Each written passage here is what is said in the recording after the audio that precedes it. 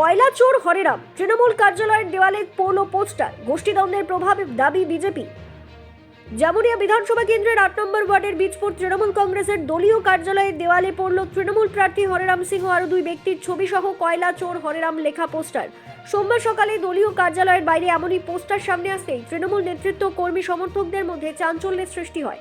প্রসঙ্গত উল্লেখ্য যে জামুরিয়া বিধানসভা কেন্দ্রের তৃণমূল প্রার্থী হরেরাম সিং বিভিন্ন সময় এবং বিভিন্ন ক্ষেত্রে যার নাম একাধিকবার সংবাদ মাধ্যমে উঠে এসেছে, কখনো তার নামে সমর্থন দেওয়াল লিখনে গোবরের প্রলেপ, কখনো ভরা জনসভায় মুখ্যমন্ত্রীর মুখে তার ছেলের বিরুদ্ধে সতর্ক বাণী, কখনো আবার নির্বাচনী প্রচারে বেরিয়ে জনসাধারণের ক্ষোভের মুখে প্রার্থী।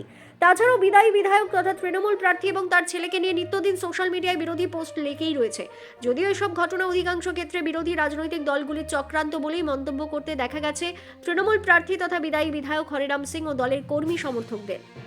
ঠিক এরই মাঝে কয়লাচোর হরেরাম এমন পোস্টার জামুরিয়া ৮ নম্বর ওয়ার্ডের বীজপুর দলীয় কার্যালয়ে পড়ায় শিল্পাঞ্চলের রাজনীতিতে চাঞ্চল্য সৃষ্টি হয়েছে। এমন ঘটনা বিরোধী রাজনৈতিক দলগুলির চক্রান্ত বলেই দাবি করে পথ অবরোধ করেন তৃণমূল কর্মী সমর্থকেরা।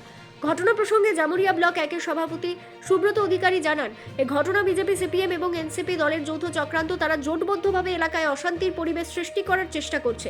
এছাড়াও তিনি বলেন, বিজেপির কিছু ক্যাডার গভীর রাত্রি পর্যন্ত এলাকায় মদ্যপ অবস্থায় তাণ্ডব করে বেড়ায়। তৃণমূলের উন্নয়নের সঙ্গে না পেরে তারা এই ধরনের কাজ করে বেড়াচ্ছে। এদিন তিনি প্রশাসনের কাছে দাবি রাখেন, এই ধরনের কাজ যারা করছে তাদেরকে অবিলম্বে চিহ্নিত করে আইনানুগ ব্যবস্থা নেওয়া হোক। ঘটনায় বিজেপির বিরুদ্ধে ওঠা অভিযোগ সম্পূর্ণ মিথ্যে এবং ভিত্তিহীন বলে দাবি করেন বিজেপি প্রার্থী ডক্টর বিজন মুখার্জি। তার কথায় বিজেপির প্রতিটি নেতা এবং কর্মী সমর্থক নির্বাচনী প্রচারে ব্যস্ত। বিজেপি কখনোই এমন কাজ করেনি এবং এ ধরনের কাজকেও তারা সমর্থন করেন না। এলাকায় তৃণমূলের বিরুদ্ধে এমন কর্মকাণ্ড দলীয় গোষ্ঠী কোন্দলের প্রভাব বলেই দাবি করছেন বিজেপি প্রার্থী। বর্তমানে এমন ঘটনায় শিল্পাঞ্চলের রাজনীতিতে ব্যাপক গুঞ্জন সৃষ্টি হয়েছে, তদন্তে প্রশাসন।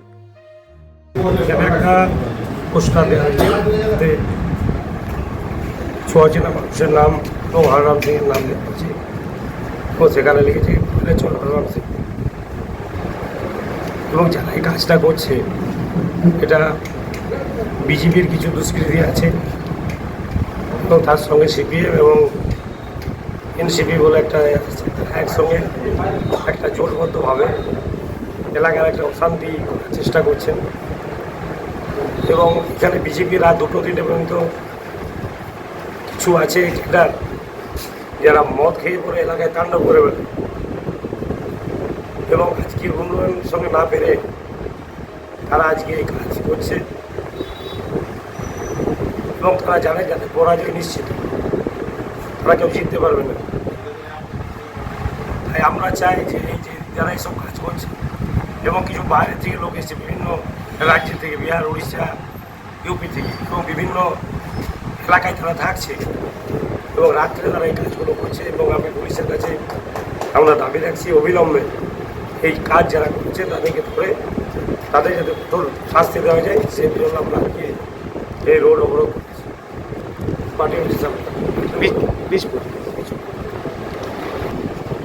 যেটা অলরেডি জোট বিজেপি, সিপিএম আর এনসিপি এই 3 জনের একটা জোট করেছে এবং জোট করে এই কাজ তারা জামুরিয়ার বুকে করছে এবং কখনো দেয়াল মুছছে, দেয়াল লেখা মুছে দিচ্ছে, কখনো দেওয়ালে গোবর দিয়ে দিচ্ছে।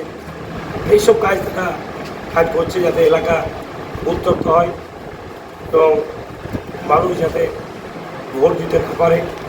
প্রশাসনকে কাজে লাগিয়ে তারা মানুষকে বিভ্রান্ত করার চেষ্টা করছে। কি দাবি আছে? আমাদের দাবি দোষীদের শাস্তি চাই, চাই। কি না আপনার? সুব্রত অধিকারী, ব্লক ওয়ার্ড প্রেসিডেন্ট। বিজেপি বা ভারতীয় জনতা পার্টি এখন নিজের প্রচারে এতটাই ব্যস্ত যে আপনার কে পোস্টার কীভাবে লাগালো, কে পোস্টার কালিমালিপ্ত করলো, কে দেওয়ালে কী লিখেছে, বিজেপি এসব কাজ কখনো করে না। বিজেপি একটা খুব অর্গানাইজড এবং অনুপ্রাণিত, অনুশাসিত দল। তো দেখুন, এবারে টিএমসির যারা গোষ্ঠীদ্বন্দ্বের মধ্যে জড়িয়ে আছেন বা ওনাদের যে বিভিন্ন রকমের গোষ্ঠী আছে, তারা এইসব কাজ করে একটা বিভ্রান্তি সৃষ্টি করানোর চেষ্টা করছেন। দেখুন, এমনি বিজেপি এইসব যে কাজ কখনো করবে না, আমি যেমন আগেও বলছি, এখনও বলছি। আর যেখানে এখানে ঘটনাটা ঘটেছে, আমার মনে হয় সেখানে সিসিটিভি ক্যামেরা আছে, বা অন্যান্য আপনার লোকজন যাতায়াত করছেন, তারা তো কন্টিনিউয়াসলি হয়তো দেখতেই পাবে যে কারা এই কাজ করছে বা কারা এই কাজ করেছে। আর বীজপুর এমনিতে শান্ত গ্রাম, বীজপুরে কখনো ঝগড়া ঝামেলা কখনো কিছু হয় না। তো আমার মনে হয় নিজেদের গোষ্ঠীদ্বন্দ্বের ফসলকে অন্যের ঘাড়ে না চাপিয়ে নিজেরাই সেটা নিয়ে একটা তদন্ত শুরু করুক এবং দেখুক যেটা কারা করেছে, এবং তাহলে তারাই প্রকৃত ঘটনাটা বেশি আসবে। অন্যের ঘাড়ে দোষ চাপিয়ে বন্দুক চালানোটা আমার মনে হয় না এটা কোনো ভালো কাজ হবে। কি মনে হচ্ছে এটা গোষ্ঠী? নিঃসন্দেহে গোষ্ঠীদ্বন্দ্ব, ওনাদের প্রচুর গোষ্ঠী আছে, ওনাদের মধ্যে প্রচুর গোষ্ঠী আছে, সেসব গোষ্ঠীর আমার নাম আমি নিতে চাই না। এবারে একে অন্যকে পছন্দ করে না সেটাও একটা কারণ হতে পারে। তারপরে এখানকার জনগণ কী করছে না করছে সেটা ওনারাই বলতে পারবে।